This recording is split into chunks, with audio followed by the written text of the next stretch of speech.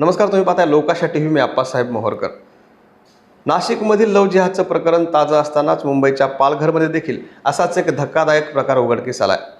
एका तरुणानं सोशल मीडियावर 30 वर्षीय तरुणीशी ओळख निर्माण केली आणि हीच ओळख निर्माण करण्यासाठी त्यानं चक्क आपण हिंदू असल्याचं एक बनावट ओळखपत्र देखील तयार केलं. आता हा सर्व घडलेला प्रकार मी तुम्हाला बीडमधून सांगतो. याचं कारण आहे की या 30 वर्षीय तरुणीला फसवणारा हा तरुण बीड जिल्ह्यातला आहे.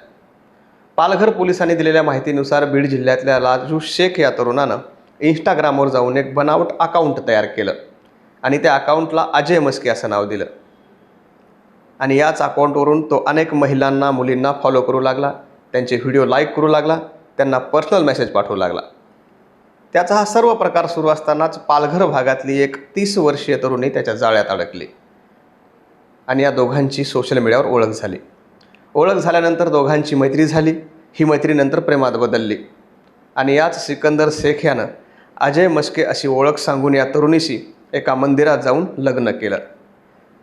लग्न झाल्यानंतर अवघ्या 6 महिन्यातच सिकंदर शेखने या मुलीची म्हणजेच आपल्या पत्नीचे शारीरिक आणि आर्थिक शोषण करायला सुरुवात केली. यातच त्यानं तिच्याकडून सुमारे 2.5 लाख रुपये देखील उकळले. सिकंदर शेखसोबत लग्न झाल्यानंतर पीडित मुलीचा छळ सुरूच होता. अशातच सिकंदरच्या पहिल्या पत्नीनं तिला ब्लॅकमेल करत पुन्हा 2 लाख रुपयांची खंडणी मागितली.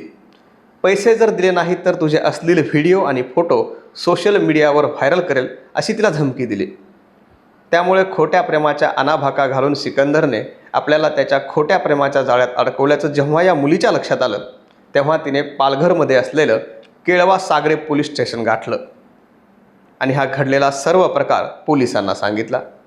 प्रकार गंभीर असल्यानं पोलिसांनी सर्व बाजूनं तपास केला आणि पुण्यातून या सिकंदर शेखला सापळा रचून मोठ्या शिताफीनं अटक केली. अटक केल्यानंतर त्याला न्यायालयात हजर करण्यात आलं. न्यायालयासमोर हा सगळा प्रकार पोलिसांनी सांगितल्यानंतर न्यायालयानं त्याला 4 दिवसाची पोलीस कोठडी सुनावली आहे. तर पोलिसांनी जेव्हा अधिक चौकशी सिकंदर शेखकडे केली तेव्हा त्याने यापूर्वी देखील अशाच 3 मुलींची फसवणूक केल्याचं पोलिसांना कबुली दिली. आता सिकंदर शेख हा पोलीस कोठडीत आहे. पोलीस त्याची कसून चौकशी करतायत आणि हा प्रकार लव्ह जिहादचा आहे की नाही याचा देखील तपास पोलीस करतीलच. मात्र सोशल मीडियावर अनोळखी व्यक्तीशी ओळख करताना आपण किती खबरदारी घेतली पाहिजे हे या प्रकारातून दिसून येतं. व्हिडिओ जर आवडला तर पुढे नक्की शेअर करा आणि आमच्या लोकाशा टीव्हीला लाईक आणि सबस्क्राईब करायला विसरू नका.